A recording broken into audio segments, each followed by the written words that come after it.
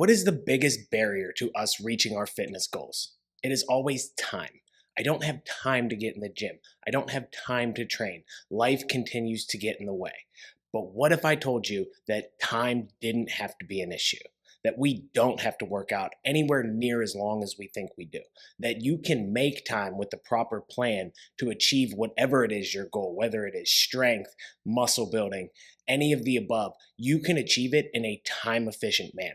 If this is you or you know somebody like it, that's what we're going to cover today on this episode of the Lifting Cues podcast. So thank you so much for tuning in. I'm your host, Coach Quinn, aka Coach Q. I'm an online and in-person fitness coach who specializes in training and nutrition plans to help people get as strong and build as much muscle as they possibly can. I've been a lifter for over half of my life and now into my 30s trying to become a competitive power lifter. So I'm going to take all of that personal experience along with my real world experience helping real people get real results to help you get the results that you want. And today I'm going to help you achieve those results in a time efficient manner. But Quinn, how can you give me more time in my day? Well, I can't. I can't give you more time in the day. But what I can do is help you make your training more efficient and help you understand that you don't need to train anywhere near as much as you probably think you do or as the internet will tell you that you do.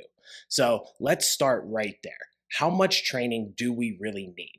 Well, always it depends. It depends on our goals. If your goal is just general health and fitness, you can probably get away with 30 to 60 minutes a week. There are plenty studies out there that show just 30 to 60 minutes a week of strength training provide a majority of the benefits that you get from lifting weights, the health benefits specifically, and even building of strength and maintaining of muscle mass. So if you can get in somewhere between 30 and 60 minutes a week, now, if you have more specific goals, obviously we're going to have to get creative with our plan to make sure that you get the work in and maybe possibly be able to build, maintain, and gain strength and muscle. So if you want to get more creative, we'll have a bunch of ways to do that. If it's just general health, I have perfect plans for you as well. So let's start there. Let's start with the perfect plan if you do not have the time to train on a regular basis. So you only have this 30 to 60 minutes a week. What are we going to do? How are we going to build our program? This is where I like to use the theory of minimum effective dose training. So this is how little can we train? How much can we cut our volume? What is the minimum volume that we can do and still make sure that we maintain and possibly build strength in some cases? So there was a study done where they took a group of power lifters who typically do, the 9 to 15 hard sets per week on the exercises that they want to get stronger in. That is very typical of strength athletes, and that is a very typical recommendation if you want to get stronger in a certain lift, to do 9 to 15 hard sets. But with, lifting for strength and heavy loads, doing 9 to 15 hard sets can take up a lot of time for us, especially if we're trying to get stronger in multiple lifts. Because of, the build up to those heavy loads, the sessions take a little bit longer, the recovery in between sets takes a little bit longer. So we don't have time for that. How much can we cut it down? So you can take that 9 to 15 sets and cut it back to 3 to 6 and still be able to maintain and gain strength. So this is great news for us. So we need to make sure that we build this program out properly. And even if you are just starting out and you just want to get stronger for general health and longevity purposes, this can be great for you as well. You get a chance to learn the movement, progress in your lifts, and continue to get stronger and fit it into your schedule, most importantly. And it doesn't have this whole daunting task of going into the gym and doing a million sets and a million different lifts. We don't have to do all that. I know the internet will tell you how much you need to do, but a few compound strength exercises can get you a ton of the benefit for your general health and strength that you really need. And if you're a strength athlete, this is great as well. If, the loads are super high and your recovery cost is super high, maybe we can cut the volume back. Or if you're super stressed out, not sleeping enough, maybe we can cut our volume back, still maintain, possibly gain strength with this type of program. So how do we build it out? So you can build it out a few different ways. We'll start with kind of a 2-day program, and then I'll include a third day into it for strength purposes. So if we wanted to do this, we would basically, I'm going to kind of modify my version of Dr. Pak's minimum effective dose training and how I think it would work best. So what we're going to do is we're going to have 2 days of exercise. First day is going to be the squat and the bench press. And the next day is going to be the deadlift and the bench press. So if we want to get stronger in these lifts, typically the bench press takes a little bit more frequency, so it takes precedence. But if you have goals for, say, more back strength, maybe you could do, barbell rows one of these days. We're going to stick to the compound lifts here so that we can train as many muscle groups and as much muscle mass as possible and as much of our body as possible in the shortest amount of time. So we're mainly going to be focused on compound lifts in this minimum effective dose training. So if we want to set this up, let's say we have those 2 days a week. So you're going to squat and bench on day 1. What I want you to do is when you come into the gym, we're going to start to warm up for squats. Now, when we're thinking about minimally effective training or just efficient training in general, we need to make sure that we condense our warm-ups as much as possible. I know I kind of get on this high horse about warm-ups and how much warming up do you need to do. Mobility gurus online will tell you that you need to warm up for 3 hours and do, mobility. People will tell you that you need to do 20 minutes of cardio to get your heart rate up. I'm going to be more specific in my warm-ups for this type of lifting. If we're trying to be as efficient as we can in the gym, let's get through this warm-up as quickly as possible. So we're going to set up this squat workout. What we're going to be doing is we're going to do 3 hard sets of squats. That's going to be a single, a back off set of 3, and a back off set of 5. So that's what we're going to be working up to. So, and that single is probably going to be, since we're minimally effective training, we're going to bump the intensity up. That single will probably be at like a 9 RPE, 8.5, 9. I want to push that single heavy, and then we're going to back it off to maybe like 85% for that set of 3. Maybe that's an 8, 7.5, 8 RPE, and then that set of 5 should be pretty similar. We should only back off the weight a little bit, keep that intensity right there so that those 3 hard sets get us everything that we need. We can push the intensity a little higher because the volume is lower. But now we have to work up to that.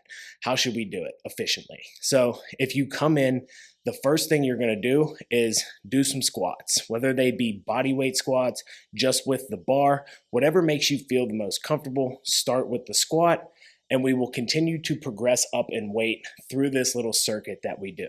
Now you can pick any other exercise or 2 to kind of throw in with it. I like a deep squat with thoracic rotation just to make sure that we open up the hips, open up the back. That can be a great exercise to do in between your squats. Maybe you like to warm up your hamstrings. Maybe your knees need a little bit more love.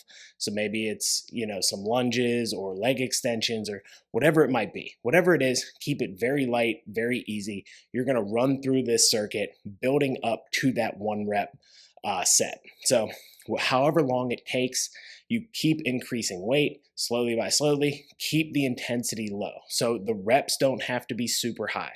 You don't have to do sets of 10 with every single weight. Say you go, let's say I'm squatting 405 this day. So what I'm going to do, I'm going to come in, I'm going to squat the bar. I will do my 1 or 2 exercises. I will throw 2 45s on there. I will squat 135, probably like 8 times. I will do my 2 exercises. Now I'm moving through this quickly because the intensity is low. These movements are very easy, just getting me primed, giving me time to get mentally ready, building mind-muscle connection. I'm not doing a ton of reps, so I'm able to move through this with maybe 30 seconds of rest in between this little circuit. And then, I'm going to throw 225 on the bar. I'll squat that maybe 6 times. And these weights and reps will vary for you. Again, keeping that intensity probably below a 5. I really don't want it to be intense. I want the movement to be intentional, possibly moving fast through these movements, get that body moving, get the muscles firing. I hate that word, but feeling that mind muscle connection of the movement, feeling into the movement so that like, is my knee need a little bit more love today? Maybe my hip, like maybe I got to find some ways to get that moving a little bit better. It doesn't feel great today. And just understanding how you feel, what's going to work you up to that one rep at a 9 RPE. So again, I'm aiming for 405, then maybe I throw 315 on. I do maybe 2 or 3 reps here, just again, feeling it out. Maybe I throw 365 because I'm not into the jump from 315 to 405. Throw 365 on, do 1 just to make sure that I'm ready. I get a little jump in between, get my body, my mind ready for what the weight is going to feel like. And now I'm ready to throw that 405 on my back and do my single. And this should take you no more than 15 minutes. You should be able to work up to your heavy single in about 15 minutes. If it takes you a little bit longer, maybe 20, because you have some certain issues that you really need to work through before you get started, that's going to be okay as well. So we get there, we're 15 minutes into this workout, we do our heavy squat, rack it. We wait maybe 2 to 3 minutes, depending on how heavy and how intense that felt. And then we're going to back that weight off to maybe, like I said, 85% of our max, or whatever for 3 will be in that 8.5 RPE range. So maybe you back it off to that 365. We do our 3 after 2 to 3 minutes, and then back it off again. Maybe it's 335 this time. We're going to do 5. So we do our 5 reps at our 8 RPE, and now we are done with squats. If you want to be even more efficient, after you do that first heavy single, if you're in a gym that kind of allows for it, in between those sets, we can start warming ourselves up for bench press. So you'll go over and just bench the bar in between. This should be very easy again. But again, we're just getting that body moving. We're not taking too much away from that next set of squats that we have to do. Just managing our time appropriately. We start to warm up for bench. Then you throw 135 on maybe, or maybe it's 95 pounds for you. Whatever that jump might be, whatever that next jump up from the bar is normally for you for like a set of 8. After your set of 3, you come back, you do your set of 8, you go and do your set of 5. Now I'm already partially warmed up for the bench press. So I can continue to build up. We're going to do basically the same thing for bench press. We're going to work up to a heavy single, do a back off set of 3, do a back off set of 5. Now our workout is completely done. So this might take a little bit longer than 30 minutes, but if our goals are very specific to strength and getting stronger, I think it's important to understand that you're going to take a little bit more time. Now, we only have to do that 1 time a week. Maybe it's even we just do the squats. Maybe we only have 30 minutes in that day. We just do the squats, but maybe we don't have a full hour in a day, but we have 30 minutes a couple times a week. So we can break this up however we want because it is strength specific. Ooh, can't talk. Because it is strength specific. So we can kind of break this up. It doesn't have to be, we're not doing all one muscle group and trying to just wear it into the ground and hit all of the volume in one single day. We can break this workout up. Now, the next workout is going to be deadlift and bench press. So with the deadlift, we're going to do the same exact thing that we did for squats. You're going to work up to that heavy single, do a back off set of 3, do a back off set of 5, and then we're going to go to bench press. Now, for bench press, we're going to switch it up a little bit this week. So because we did 1, 3, 5 last time, we're going to do a little bit more volume and maybe change the variation. Maybe we do close grip bench press, or maybe we do a floor press, or maybe a block press, something to get a different variation and give us a little bit more volume so that we can cut back the load. Maybe if it's even a pause bench press, cut back the load a little bit, but still get that movement pattern in. Maybe we do 2 sets of 3 and 2 sets of 5 at a slightly lower RPE, keeping it around 8, 8.5 for all of those working sets. And again, you can warm up for bench as you do your deadlift. Now, if you have a third day, we can include squats again. And now maybe we can do another set of squats. This time, again, more volume. Maybe it's a box squat, maybe it's pause squats. We cut the load back a little bit, do 2 sets of 3, 2 sets of 5, and then we go to our bench press. Or maybe if we have that third day, we do work on our back a little bit, and maybe it's barbell rows. Now, if you're doing something like barbell rows, that's not a tested strength movement.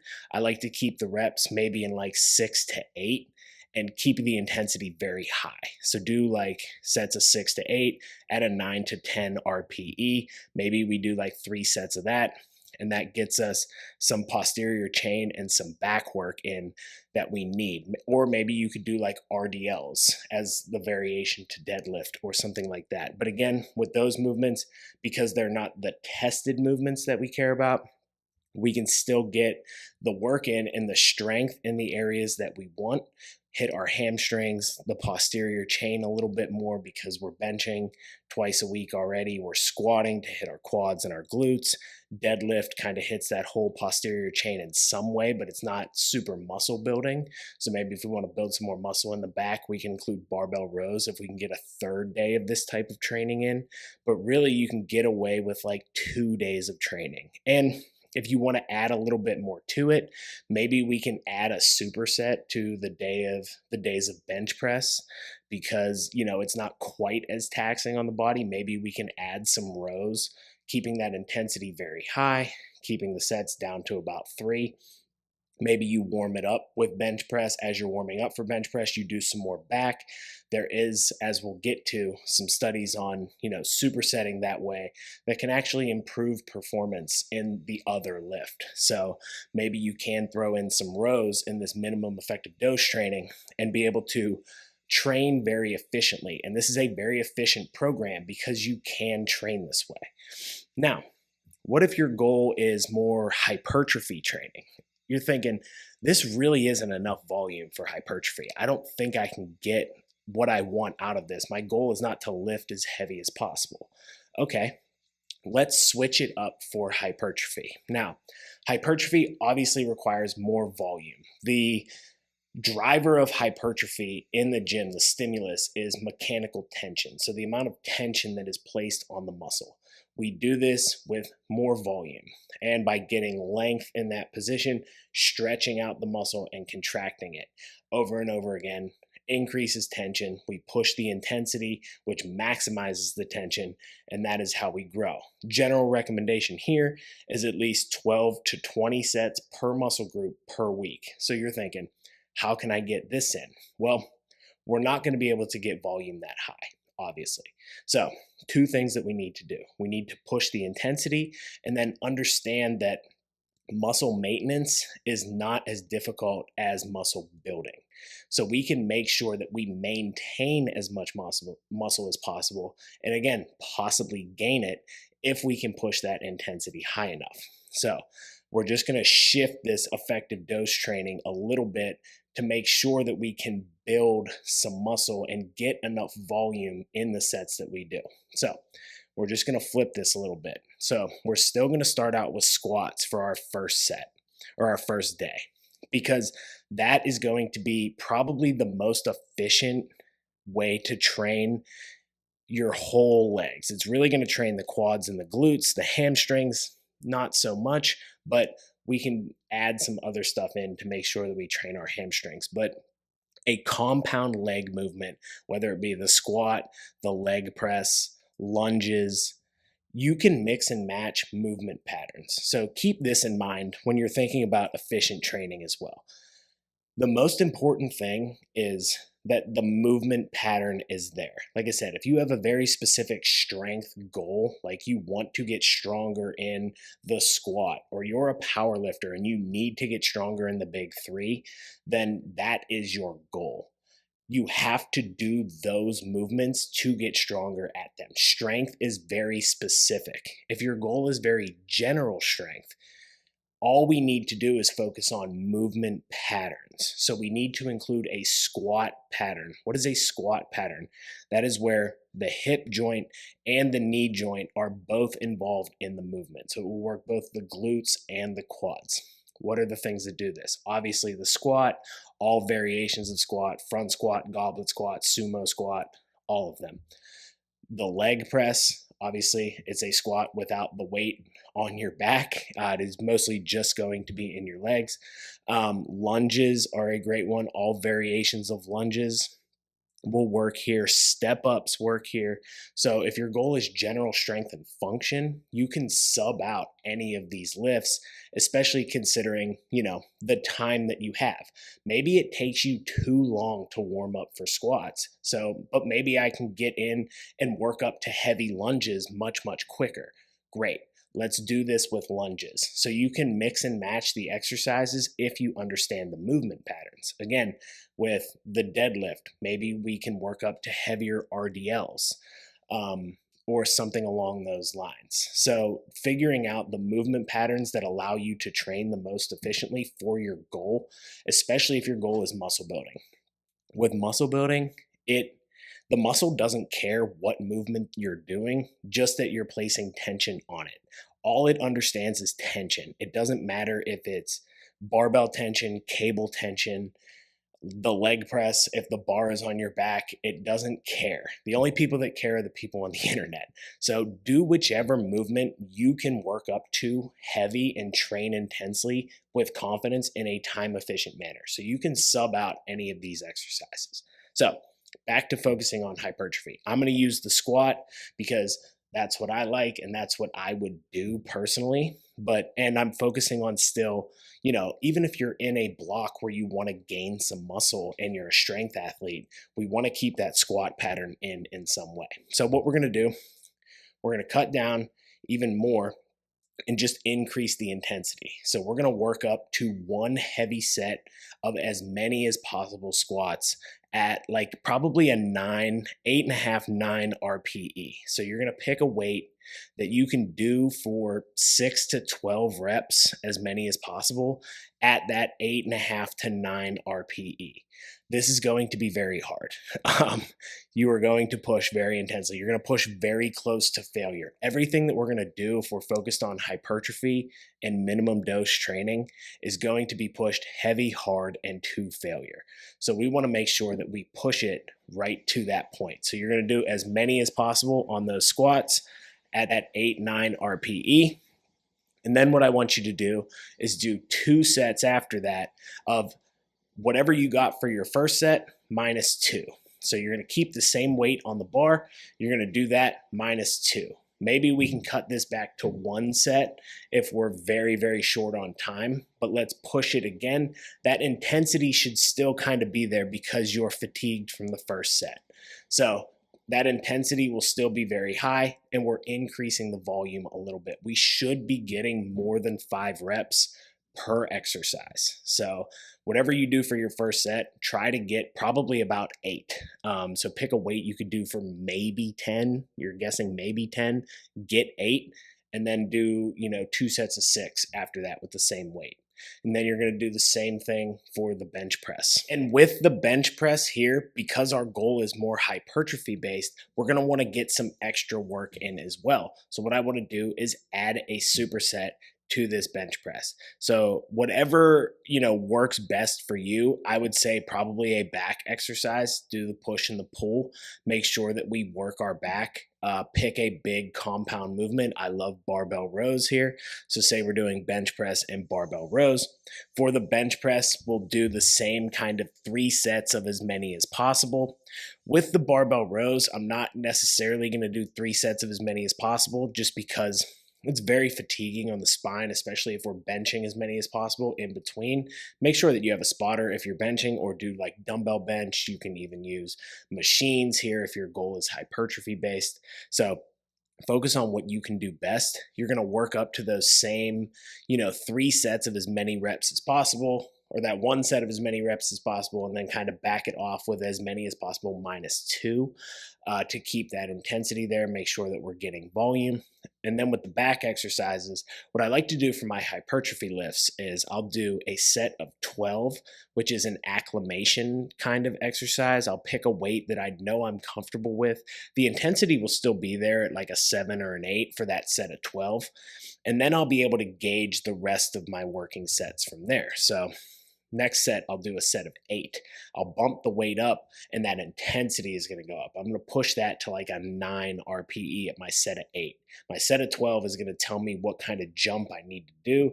And if I'm tracking the weights over time, following this program properly, I'll be able to gauge that set of 8 so that that pushes the intensity. And then the last set, I'll keep that same weight that I did the set of 8 on, and I'll do as many as possible, maybe even adding some length and partials into it, just to make sure that I get that intensity out of the exercise. And now that session is done. If I have any time for any other accessory lifts that I want to get to, let's go and do that. So if you want to hit some extra shoulders or even more back or hamstrings or whatever it might be in this session, you can do that. Do 2 hard sets to failure on both of those lifts or whatever accessories you can. Do 2 hard sets to failure. And now we've built a good hypertrophy session that will I guarantee you'll maintain your muscle mass as long as we hit what we need to. So then for session 2, we're going to do deadlifts this time. Same kind of thing with the deadlifts. We can use as many reps as possible. Here, I even would like to use maybe like an EMOM or an every minute on the minute. So you pick like 80-85% of your max, do a 6-minute EMOM, 3 reps each minute on the minute, and then you're done with your deadlifts. And then we can go again to whatever other hypertrophy exercises we want to work on. If, again, the goal is mostly hypertrophy and we're not so focused on very specific strength, maybe we do a shoulder press or a barbell overhead, dumbbell shoulder press, whatever shoulder press variation we want for our push exercise. And then maybe this day is the day that we hit our hamstrings. So we do a shoulder press with an RDL in that same sort of manner. So with the shoulder press, we're going to do as many reps as possible, or you can work in maybe like the 6 to 12 rep range, just pushing that intensity very, very high. And then with the RDLs, we're going to do the same thing, 6 to 12 rep range, or if you like the 12-8, as many as possible, you can work it that way as well. So I think minimum effective dose training is kind of the way to go. If you have a third day in there, again, squat pattern again. And then maybe on the third day, we've worked 2 push days. We work an extra back day. And then maybe it's some isolation for our legs or our arms, whatever that might be for you. If you want to work on your triceps, maybe you really want to focus on shoulders. Maybe we do incline press so we get a little bit of both worlds. Whatever it is that you can build out into that third day, if you have that bonus day in this case, then that is going to be great. But this will make sure that we're able to build and maintain muscle. This is actually the program that I used for my powerlifting meet the last time around. And I lifted about as heavy on every single lift as I ever have in my life, especially my squat and my deadlift. I ended up with a little bit of a shoulder problem that kind of affected my bench training, but I used this minimum effective dose training to make sure that I could build and maintain strength and be able to recover from it, because I went into it thinking I was going to cut down my weight significantly, close to like 20 pounds. I got about halfway there and realized that was not the path that I wanted to take. I was not willing to do what it would take to get down 20 pounds and try to compete in a strength sport. So I decided to just stay at a heavier weight class, but I still kept this exact type of training because I needed to manage my recovery, because I was pushing weights that I'd never pushed before in my life on a regular basis. I needed to make sure that I could recover. So I used this minimum effective dose, and it allowed me to keep the accessory movements in so that I enjoyed training more. Full disclosure, as a powerlifter myself, I don't enjoy powerlifting training. I love lifting heavy and training for strength, but I miss getting a pump in the gym whenever I'm training very specifically for powerlifting. So I like to be able to keep these accessories in. And this minimum effective dose helps me to do that. So I'm more motivated to train. I enjoy training more. I'm left more fulfilled from my sessions because I can include some of this accessory work in, minimal volume, but pushing the intensity so that I still get the pump. I maintain the muscle that I want and for my physique, because there is a part of me that still cares about that, even though I am focused mostly on strength now, but I still care about my physique and I still like having and maintaining building muscle. So I want to be able to focus on that. This allows me to do all of that and still recover from it. So I can tell you from personal experience and from the real world studies that this type of training does work, and it can be very, very effective for you, especially if you don't have the time. And like I said, even if you're just getting started, this is a great way to get started because you're going to be focused on compound lifts, building strength, progressing over time. Every time you come in the gym, that 1 rep max should get a little bit heavier if you're training for strength, or you should be able to get one more rep each time if you're doing kind of the as many as possible route. And you will learn intensity over time. You'll learn how to do these movements. You'll build movement patterns with all of these compound lifts. You'll build your core.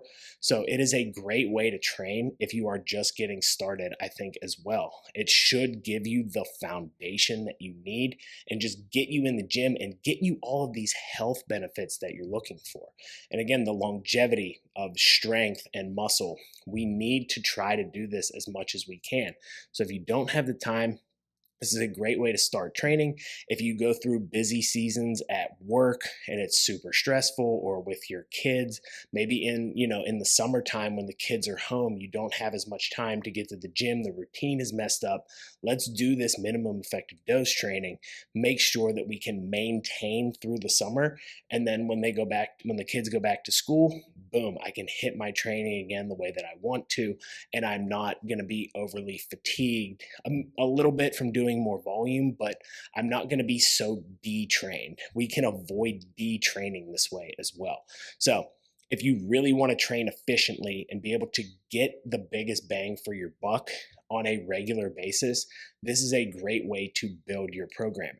Now, if your programming is already built and you're just not getting as much out of it as you want, how can we make that program more efficient? So these are for the people that are already getting into the gym 3 to 4 times a week. You're getting in there, you're doing the thing, but you're just not getting to where you want to go, either because the sessions just aren't long enough, you can't get enough volume in, or you just don't feel like you're getting enough out of it. You're just not able to get the volume and the intensity that you need.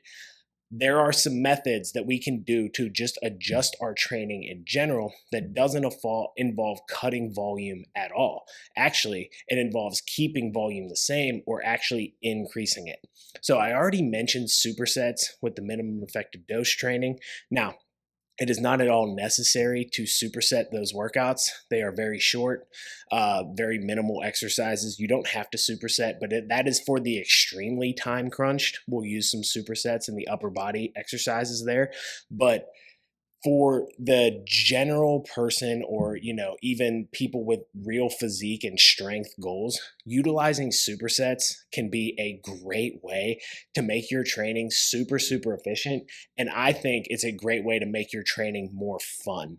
I enjoy supersetting. There's less time sitting, standing around. I get a pump in multiple areas, which is fun.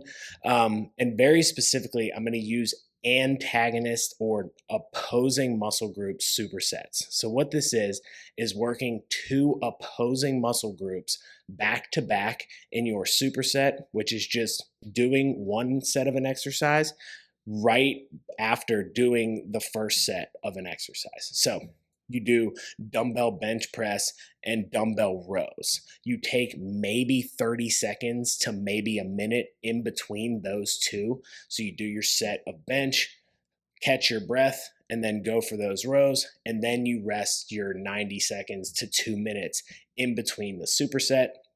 and then do that again 3 to 4 times. So that's going to be your superset. And the key to doing this is using these antagonist supersets. So we're not doing something like dumbbell bench press and tricep pushdowns, working very similar muscle groups and actually fatiguing the muscle group more for the next exercise. And then your triceps are so fatigued that you can't bench as much as you want.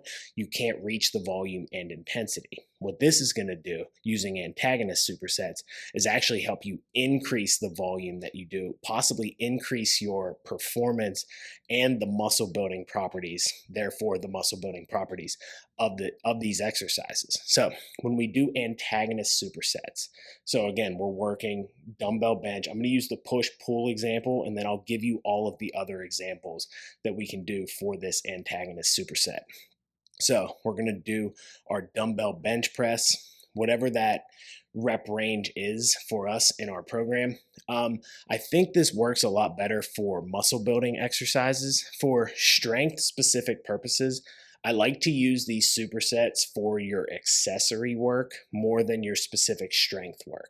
If you have the time and you're a serious strength athlete, or you're just serious about your lifts in general, I think that your main lifts, the squat, bench, deadlifts, or any big compound exercises that you're training for strength, I don't think that those should be superset. You should be taking your rest, making sure that you're focused on, that lift specifically and pushing it as hard as you can and not fatiguing yourself at all, because they're more fatiguing on the central nervous, your whole body in general. I think it's more important to get that rest in between and when you're lifting significantly heavy loads. If you're doing like a more volume bench day or close grip or block press, maybe we can throw some back exercises into that. Or we're doing box squats, maybe we could combine those with some form of hamstring exercise or something. But I don't love those hugely fatiguing lifts being superset, especially when strength and maximal load is our goal. But using this for your accessory work to make sure that you can get more of that in, I think can also be a great way. So that's why I'm going to use mostly hypertrophy rep ranges for these superset examples.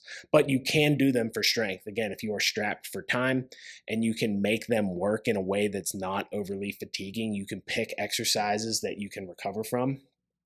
A push and pull, again, can help performance, and I'm going to explain why. I will get there. Don't you guys worry. All right, so with that push example, so we do our dumbbell press. Let's say we do a set of 8 at, a 9, 10 RPE. Now I'm going to go to dumbbell rows, whether they be bent over rows or maybe a chest supported row. If I'm doing incline dumbbell press, I like an incline dumbbell row, chest supported dumbbell row. You can do a single arm row, whatever it is, some form of row. So I've stretched out my chest and fatigued that muscle. I've fatigued my triceps. Now they will not oppose the row quite as much. And I've increased the stretch and possibly increased the range of motion in my chest so that I can actually stretch it back further and use my back more. And then when I'm coming down, I'm using my back to control that lift and get that stretch back out because my chest is not doing as much work. My chest is so fatigued that it won't do as much work and it won't fight that lift quite as much. So I have to fight it with my actual back. So it helps the back activation. And then the same goes in reverse for your chest. Now my lats are not opposing the lift quite as much. Maybe I can get back a little further, open my chest up a little bit more. My biceps are not opposing my triceps as much. This is in kind of the theory and the way that I understand why these antagonist supersets work. The biggest thing is you're not double fatiguing the muscle groups that you're working on each set. So the performance of each set should be higher and you should be able to maintain intensity and again, possibly increase performance, which could lead to increased volume or increased tension, increased intensity over the entire session so that you can build more muscle, possibly more strength if we're working in strength rep ranges. So these antagonist supersets can be thrown into really any program that you're doing. If you have like 4 days a week in the gym, you can do 2 lower body days, 2 upper body days, both those upper body days being push and pull, so that you can make sure that you can train the entire upper body. Maybe that first upper body day is more chest and, horizontal row focused, whereas the second upper body day is more shoulders and vertical pull focused. So I do like that as well. I like keeping the movement patterns in the same plane for these supersets. So when you're doing a push exercise, so with your chest, I should say press for that because it's a bench press, but it's a push exercise. So we're pushing horizontally. I would like to pull horizontally as well. When we're pressing overhead, like an overhead press, a dumbbell press, whatever that might be, I like a vertical pull. So I like literally pulling and pushing in the exact opposite directions so that you stretch out again those muscles that are going to oppose the movement. Making sure that we include those. So those are really the main examples there. So a horizontal press, your bench press push-up variations with a horizontal row. So your seated cable row, your chest supported rows, your single arm dumbbell rows, whatever those might be, I think are the best ones to go with for those supersets. And then for your vertical presses, your barbell overhead press, your dumbbell shoulder press, I like vertical pull downs. You can use, a single arm pull down, whatever that might be, a more lat focused exercise.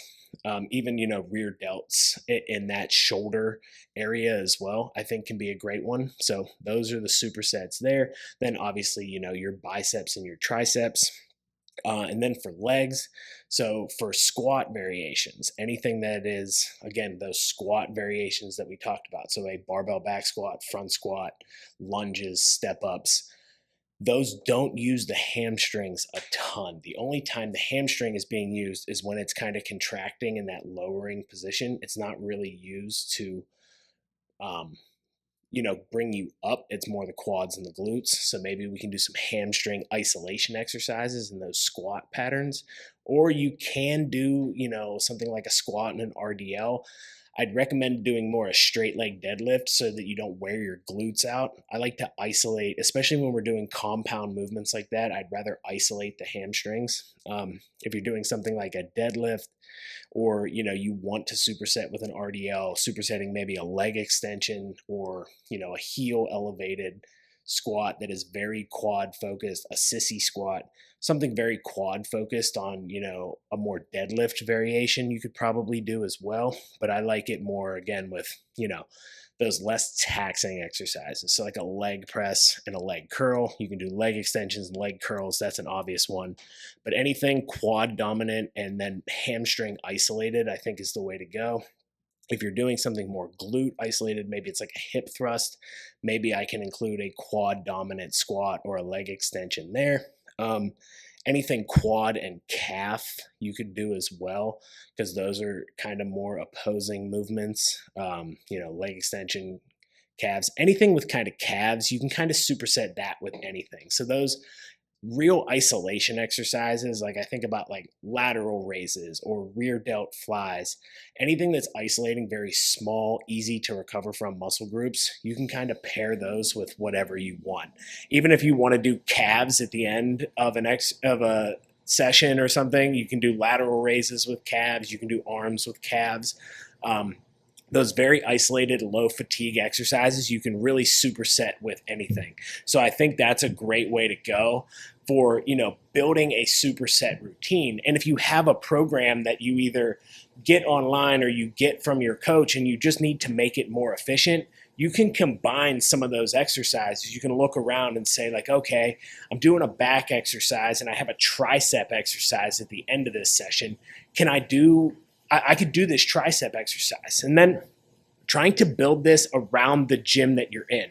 So people that lift in busy gyms at busy times of the day, it can be very hard to superset. Now, this is where you really want to focus on those movement patterns, making sure that you can adjust a movement pattern or adjust the weight instrument that is used. So if you have like a bench press and a cable row, so say you have dumbbell bench and a cable row in your program, whether they are superset or not, you know that I can use a dumbbell row variation and do all of my sets right there at the bench where I have the dumbbells with me. Or you can bring the dumbbells with you to the seated cable row, use the bench that's there, and then do your cable rows so that you're not taking up too much room. Or if you have, some sort of squat variation with a hamstring curl, and those are at two different ends of the gym, grab a set of dumbbells, go to the hamstring curl,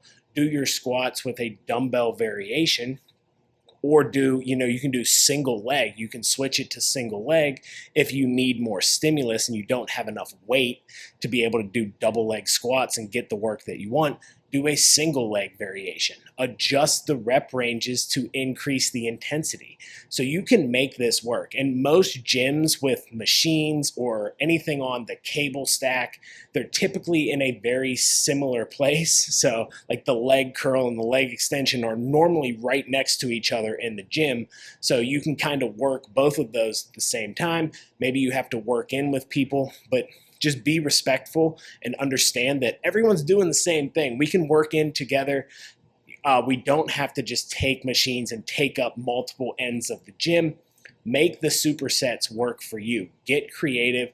Understand the movement pattern that you want to do. I need to do a horizontal pull, but I don't want to use the cable machine because it's all the way over there. What is closer? Can I bring some dumbbells over with me?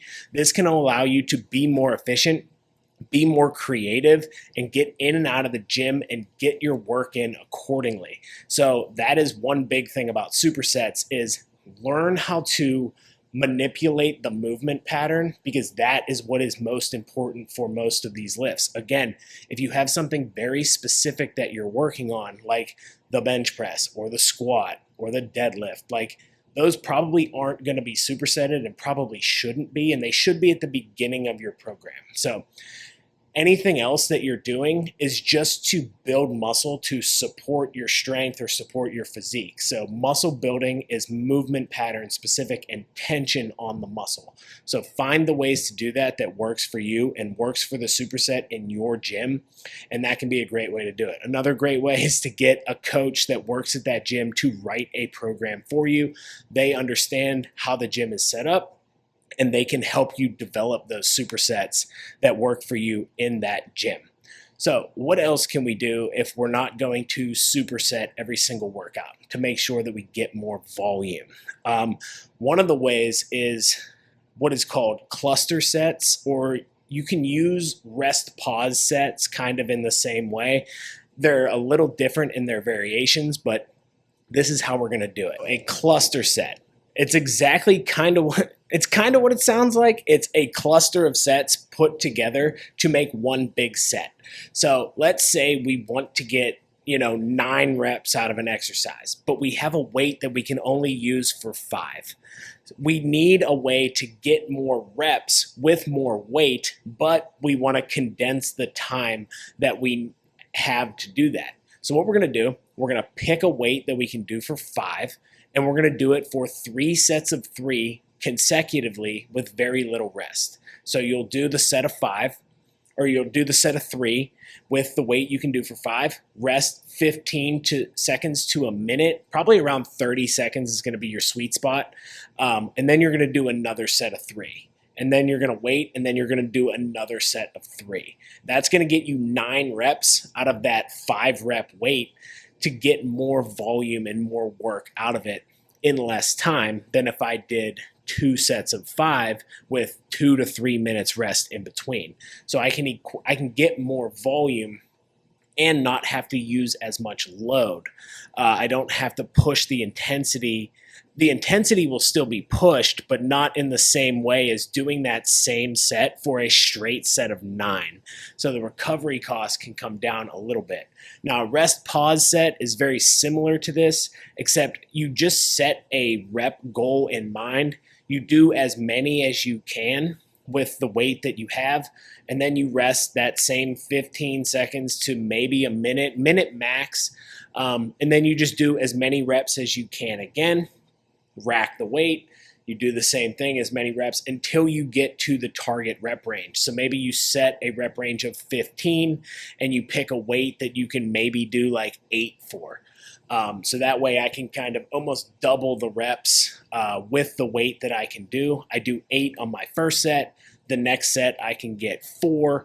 The next set I do 2, and then I rest again and do 1. Now I've gotten to my 15 reps. So you can use these very similarly. These are great for strength training as well because, again, you can lift heavier loads for more volume. So you can use this even in like a minimum effective dose style training like we talked about at the beginning, to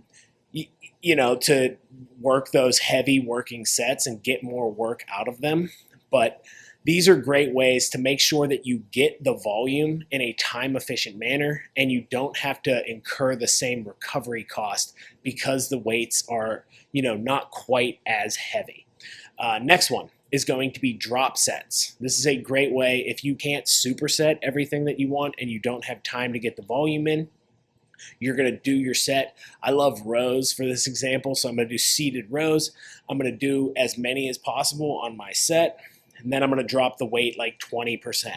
I'm going to do as many as possible, drop the weight another 20%. Now I'm down 40%. I'll drop the weight maybe one more time. Now I'm under 60% of the weight that I started with. Dropping it any lower probably isn't going to get you any more benefit, but trying to match the volume on each drop set that you did on that first initial set is a great way. Match or beat that volume with the lighter weight. This can be a great way to finish out a set if you like that failure training at the end of a set, or if it's the last exercise that like I'm doing for my back, I'll do a drop set and just crush it so that I don't have to do quite as much. If you want to work in more drop sets, so you can do like a single drop set where you do, your set to your target rep range in RPE, drop the weight maybe 40%, do one drop set, as many as possible, and then you kind of can move on from there. This can be a great way. You could do 2 sets with a drop set on each set, increase the volume and decrease the amount of sets. Instead of doing 4 sets, I only did 2. I got more work out of it in a shorter amount of time. So drop sets can be a great way to do things.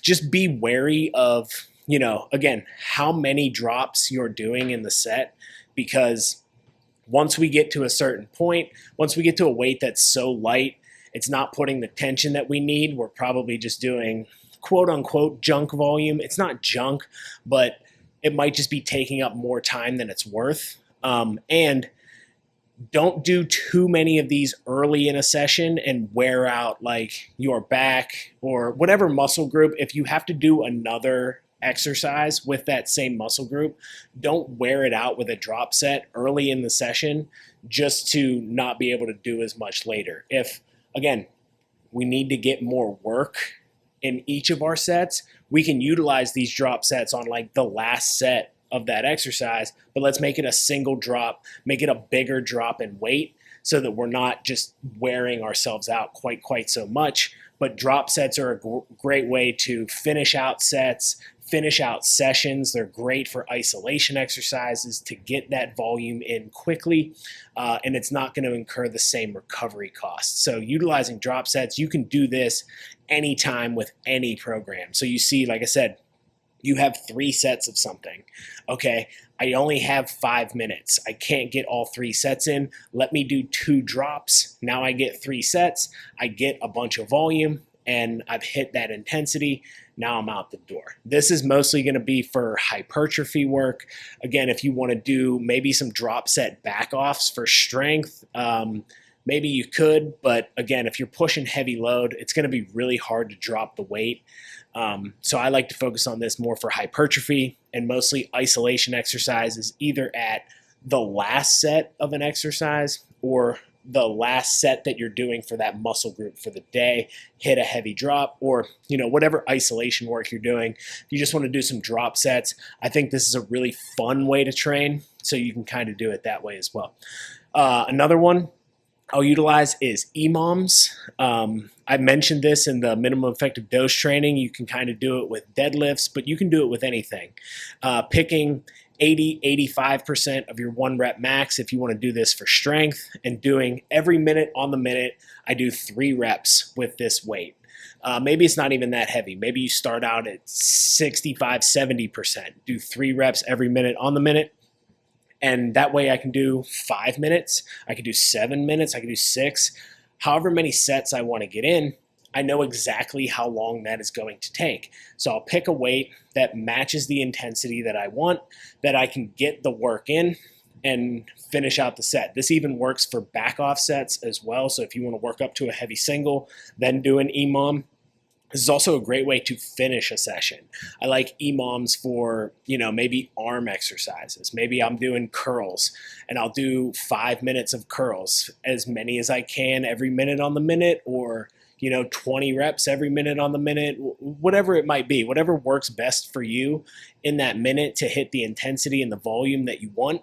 But that can be a great way and a fun way to finish a session as well, even if it's a circuit style EMOM, but it's more isolation exercises, or you're throwing in like some farmer's carries or something. It can be a great way to efficiently work a strength circuit and work the volume and get the volume that you want in a fun and efficient way, get a great pump, and kind of go from there. Next one I really like is lengthened partial training. I've talked a lot about this, I think. A lot of people are talking about lengthened partials and how they're better for muscle growth, but it's just a way to push yourself past failure and get a little bit more volume and get more tension on the muscle for less recovery costs. So I love the back example for this. Again, say I'm doing a set of rows. Say I'm doing them to failure. So I'm going to do all of my rows, as many as I can, full range of motion, full contraction, full stretch. Once I can't get a full contraction, I'll just do as many of those lengthened partials. So in the lengthened position. So you stretch all the way out and just pull back as far as you can. You pull back as far as you can until you really can't activate the muscle groups that you're trying to work. So if it's your back, if you can't really feel your back squeezing, that's probably the time to just cut the set. But you can use these lengthened partials to train a little bit past failure, get a little bit more volume.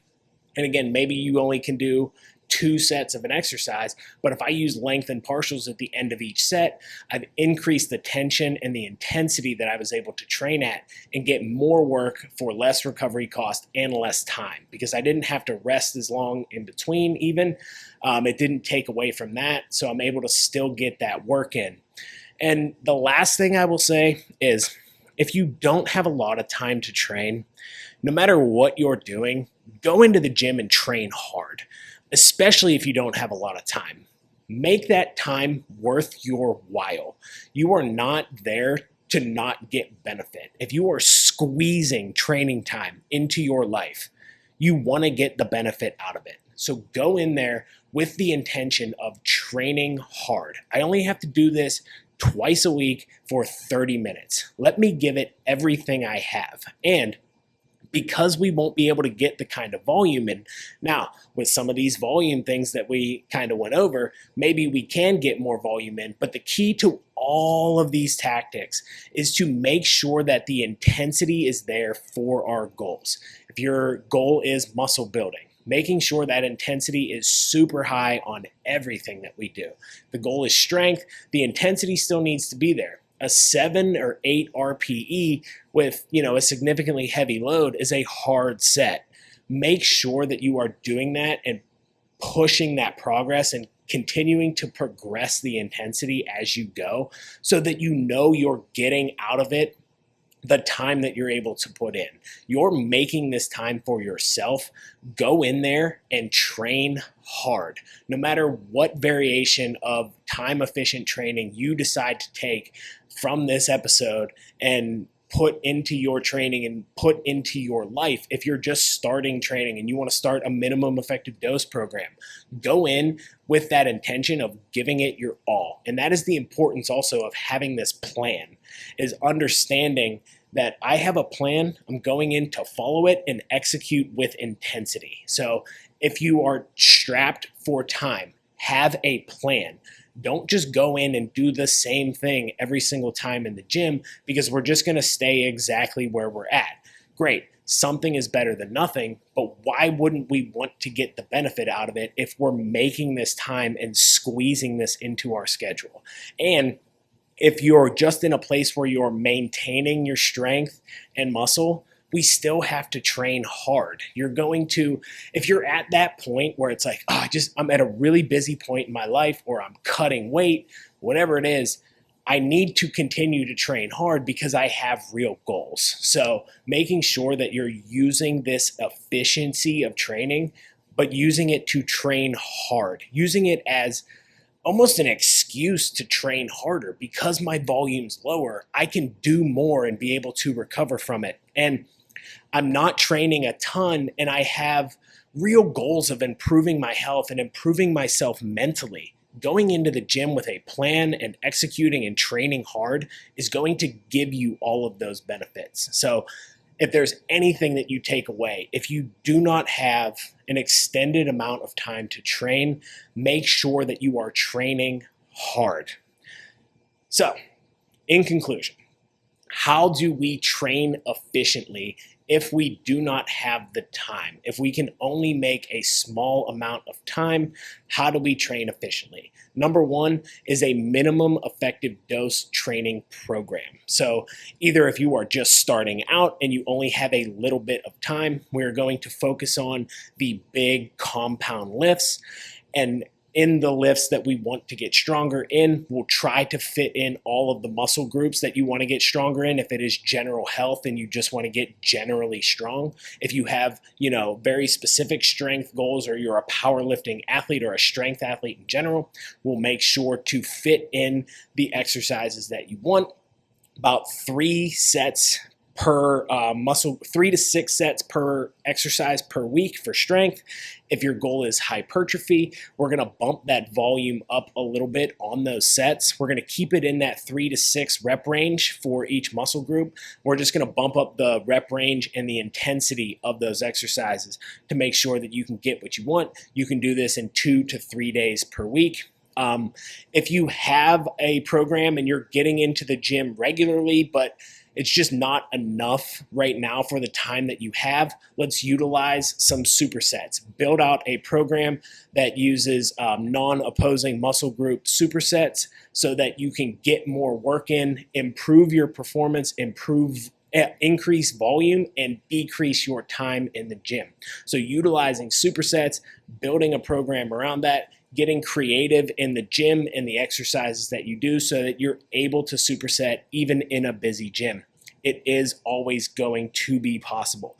Then we can use cluster sets and rest pause sets to be able to get the volume in a shorter amount of time. So we can still lift heavier loads for more volume. It's just going to take us a little bit less time, which is going to be great for us. The cluster sets, you can do like 3 sets of 3 in a row so that you can get 9 sets with a weight you could have done 5, or 9 reps with a weight you could have done 5. Rest pause, we're going to do the same similar thing, but this one we're just going to set a rep target, and we're going to do as many sets as needed with little rest as possible to hit that target volume. And then, that set will be over. We will get our volume in a shorter amount of time. We can utilize drop sets as well. Utilizing drop sets, we want to do this on the last set of an exercise for that muscle group. This is going to be more for hypertrophy to make sure that we can get more volume in. If you're doing drop sets for, every single exercise that you're doing because you're really trying to condense the time, let's keep it to 1 drop. You're going to drop the weight about 40%. Try to match the volume that you did on the set right before you drop the weight, or increase it. If you have a little bit more time and you just want to kind of burn it out and end with some more volume, the last exercise for that muscle group, we're going to utilize a larger drop set. So what you're going to do is you're going to do that last set of the exercise to the target rep range and intensity, drop the weight 20%, try to match that rep range and intensity, drop the weight 20% again. That way we get 2 drop sets. Maybe we could even do 1 more before we're kind of getting too light. But this is on the last set of an exercise for that muscle group, or, at the end of your workout with your isolation work, you can kind of utilize this drop set because it's going to fatigue the muscle a lot more. If we do it on the first set, for that muscle group in the workout, we're going to be kind of tired and burnt out probably for the rest of it, and the intensity and volume won't be there for the rest of our session. So utilizing it on the last exercise for that muscle group or your very specific ending isolation work is a great burnout tool, and it's a lot of fun to end a workout like that.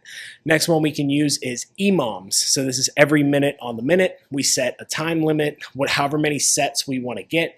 This limits our rest. We're going to do a set rep range every minute on the minute, or maybe it's just, we'll do 40 seconds with 20 seconds of rest. It's a great way to end a workout with some isolation work. You can end on your arms or your legs with this kind of EMOM, or you can even use them for strength exercises on your back off sets, or in that minimum effective dose training, you could use an EMOM to get, maybe 6 sets of 3 in 6 minutes. We pick a weight that's, maybe 80% of our 1 rep max for 3 reps every minute on the minute. Maybe it's a little bit less to start, and we kind of progress up to there because this is going to take a lot out of you if you do it for strength. But you can utilize it here as well. We can utilize length and partial training, which is just using length and partials past failure to get more tension on the muscle for less time and less recovery costs. We don't have to add an extra set if we do length and partials after each of our sets. And it doesn't, again, take up too much recovery,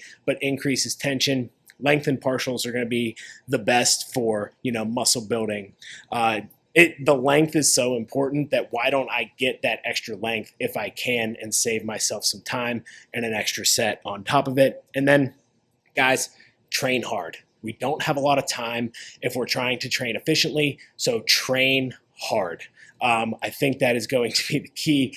Make sure that you have a plan. You're utilizing any number of these tools, combining them, but you're focusing on getting the intensity there.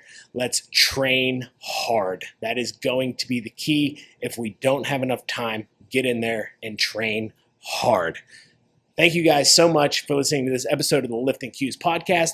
I really hope that it helps you increase your efficiency in the gym or be confident in your ability to maintain your gains in times where you don't have as much time to train. Or, if you're on vacation, I just kind of thought of this one. You're on vacation and you have 2 days a week to go to a new gym. Utilize some of these methods to make sure that you get your work in a time-efficient manner, and then you can spend time with your family and spend time on vacation. So it's a great way to do it, even if you're traveling, you don't have a ton of weights. You can utilize these supersets, drop sets, EMOMs.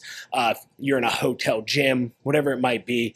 But thank you guys so much. I appreciate, you letting me kind of ramble there at the end. I hope you stuck with me. But if you like this episode, please rate, review, subscribe so that you never miss a weekly episode of the Lifting Cues podcast, the podcast for lifters. And this is the podcast for lifters. I want to answer your lifting cues and give you all of my lifting cues. So if you have a question for the podcast, follow me at CoachQ_fitness on Instagram. Send me a DM. Ask me your question to be answered on the podcast. At CoachQ on Facebook.